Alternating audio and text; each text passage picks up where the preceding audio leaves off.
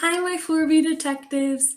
I hope you had a great weekend and are ready for our second week of online schooling. Woo!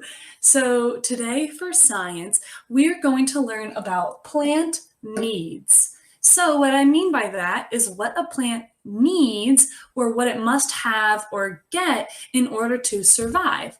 So we learned about living and non-living things. We learned how to tell the difference between the two. But what we need to know so that you can take care of your plant and make sure that it grows up to be nice and tall, nice and healthy, you need to know what it needs. So we said that a living thing needs water and food. Those were two of the things that every living thing needs, not to be able to be called a living thing, but to be able to stay alive. So to start it off, we need to say that a plant needs food and water. If you think about it, what are you feeding your plant every day? You're giving it water. Hopefully not too much and hopefully not too little, because that water is going down through the soil and it's getting sucked up like a straw through your seed. Now, you're not giving any French fries or nuggets to your plant. You're not giving it the same food as us. And you're not actually even giving it anything, or at least I didn't tell you to. What your food is for your seed is actually the nutrients that's in your soil. If you see all the different parts in here, those are little bits of nutrients. Nutrients means food. It's something that you get to make yourself healthy and grow. So we know that the food comes in the soil, and that is the next important thing for a plant. A plant needs soil to be able to grow. It has its kind of like a little blanket around it. It's a home for your seed. And the nutrients comes in there so it gets its food.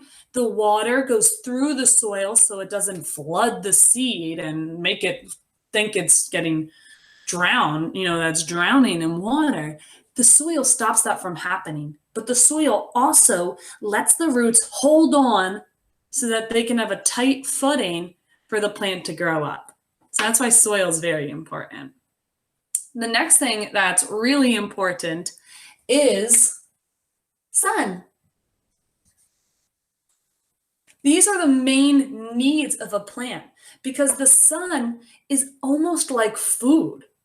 The leaves are green, and that green stuff that's inside leaves is actually sucking in sunlight and mushing it around, sending it throughout the plant to give it energy. That's why on sunny days, you feel happier. Just like a plant, instead of wilting, it'll grow nice and tall when it's sunny. That's why you need to make sure that your plant is on a windowsill or on a table right near sunny views, or maybe it's near at least some sun. So right now we're in a sunny room. My plant is getting a little bit of sunlight. But if you wanted to get it direct, as if it's shooting right towards your plant, put it right in the window, okay? We'll look at my plants in a little bit.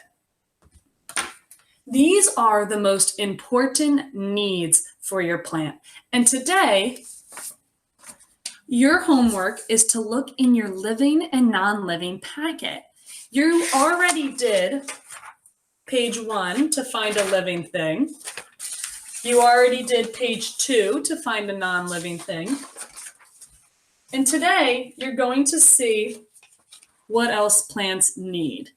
I'm curious. I told you about the sun, the soil, the food, and water. That is what it's taking in. But if you remember what we talked about when we said how trees grow and how trees were living versus non-living, there was something that a living thing did. There was something a living thing did. We do it, plants do it. But the plants were taking in something different. It was what we breathed out. So when you are doing this, there is one more plant need that is not on our list.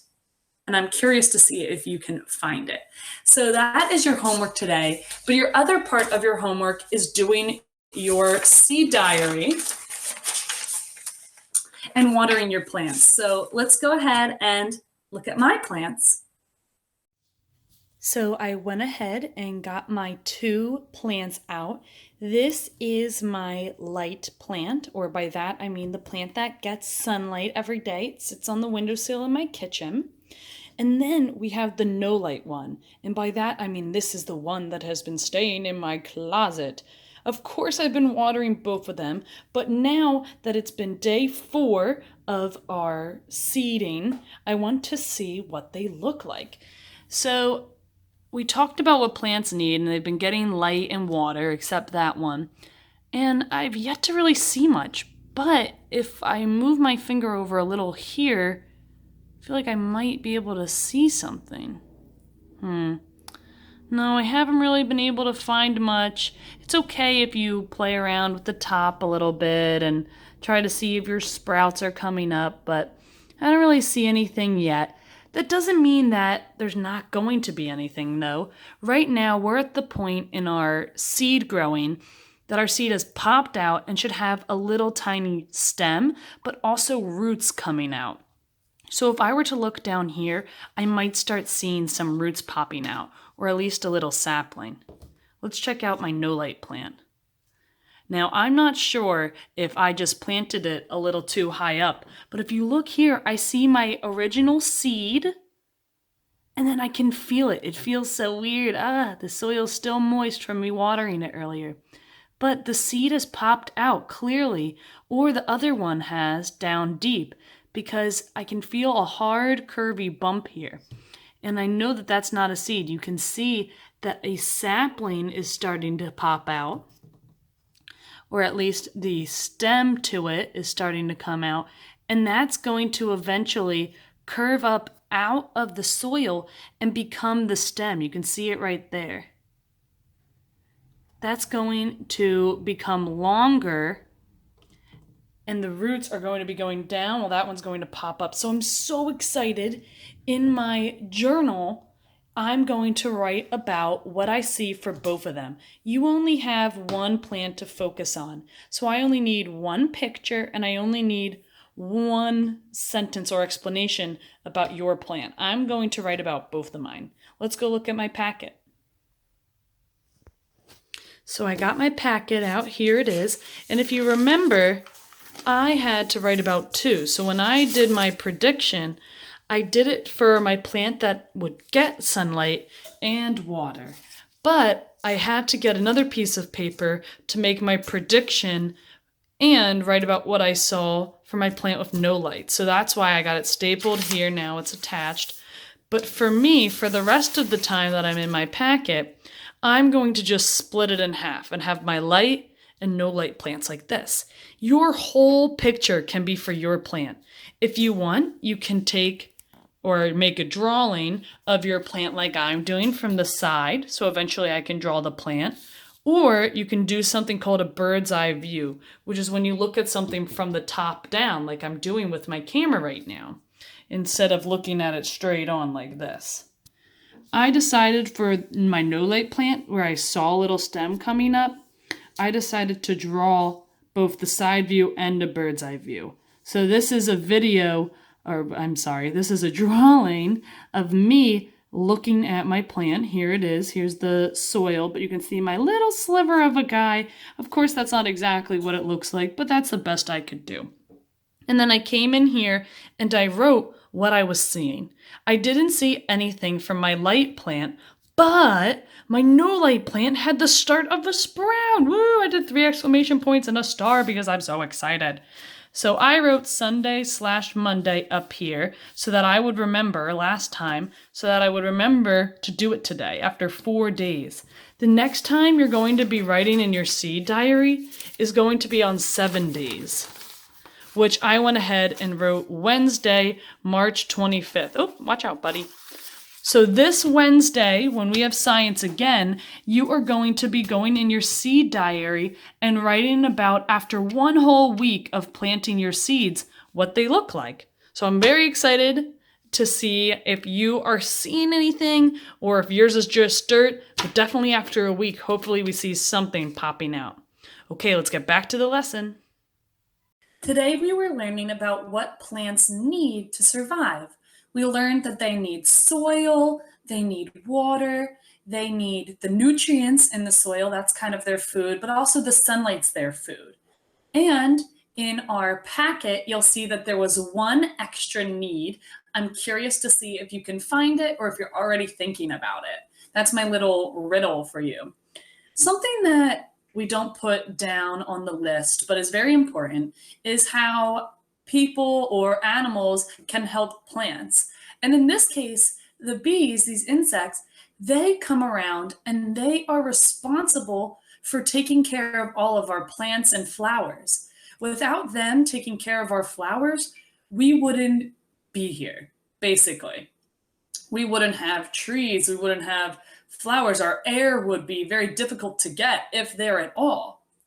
Bees help pollinate our flowers, which means they take their nutrients, they take their genes, and they go to another one and drop it off. So they are just taking everybody's uh, materials, their body parts, their nutrients. They're picking up all the pollen that we see and they're bringing it to each other because they can't move on their own. And so the bees are helping them. Let's see what else happens in this book, Bee and Me. If you're interested, this is just a book, but there's also a movie called The Bee Movie, which explains the importance of bees. Bee and Me. Into the garden bumbled a bee. She zigzagged through flowers and blooms on our trees.